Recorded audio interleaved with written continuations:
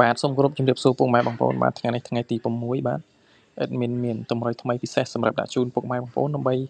យកទៅលេងកម្សាន្តសម្រាប់ម៉ោង4កន្លះនិងម៉ោង6កន្លះណាអញ្ចឹង admin មានតម្រុយល្អៗដើម្បីដាក់ជូនឲ្យពុកម៉ែបងប្អូនអញ្ចឹងយើងទៅមើលតម្រុយចាស់របស់យើងសិនសម្រាប់ថ្ងៃទី5តម្រុយចាស់យើងលេងកៅណាលេងកៅហើយសម្រាប់គ្រាប់យើងលេង20គាត់22 29សម្រាប់ម៉ោង4វាចេញ28ពុកម៉ែបងប្អូនបាទវាអត់ចូលស៊ីមួយគ្រាប់ហើយសម្រាប់ម៉ោង6ក៏អត់ចូលដែរពុកម៉ែបងប្អូនបាទតម្រុយយើងម៉ោង5ហ្នឹង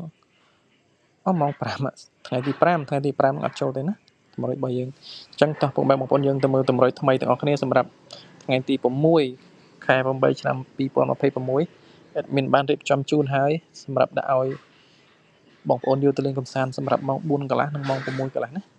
អញ្ចឹងតោះយើងទៅមើលតម្រុយថ្មីទាំងអស់គ្នាពុកម៉ែបងប្អូនបាទ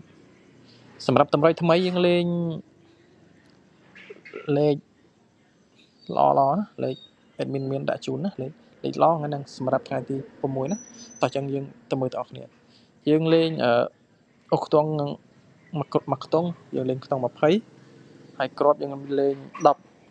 13 14ពុកម៉ែបងប្អូនសម្រាប់លេខតូចណាហើយសម្រាប់លេខធំយើងលេង166និង3 24ណាពុកម៉ែបងប្អូនសម្រាប់លេខធំអញ្ចឹង admin សូមជូនពរពុកម៉ែបងប្អូនយកលេខ admin ទៅលេងជូនពរហេងទាំងអស់គ្នាណាបាទសូមអរគុណ